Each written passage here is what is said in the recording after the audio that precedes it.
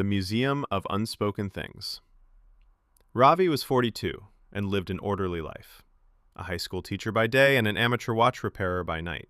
He was known for his patience and precision. But no one knew what Ravi carried inside.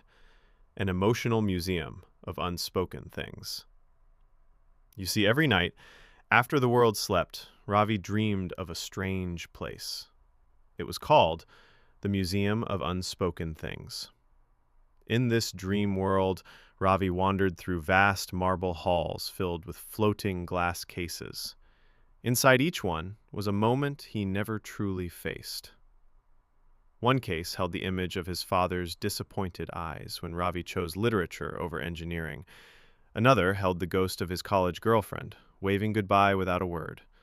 The message he never sent, still glowing on a virtual screen. He would walk past these memories each night, not touching them, until one night, something changed. A new exhibit appeared. Inside was a scene from earlier that day, his 10-year-old son, Aryan, asking, "Papa, why don't you ever get angry or sad?" Ravi had smiled and changed the subject, but now the moment hung there in the museum, asking for attention. That night, Ravi stood before it and finally said out loud, "Because I don't know how to feel anymore." Feel. The museum reacted. The glass shattered, gently like snowfall, and the emotion escaped.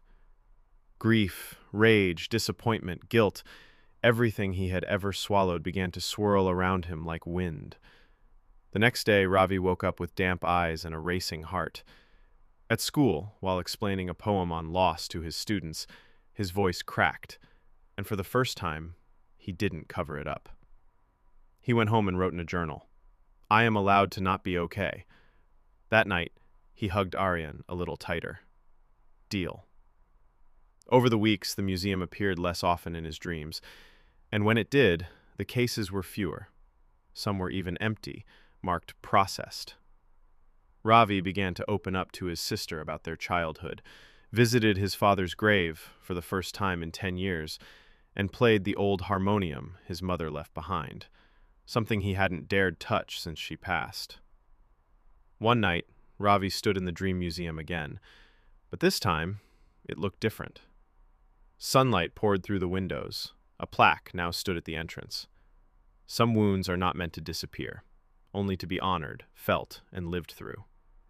Ravi smiled, bowed his head in respect, and walked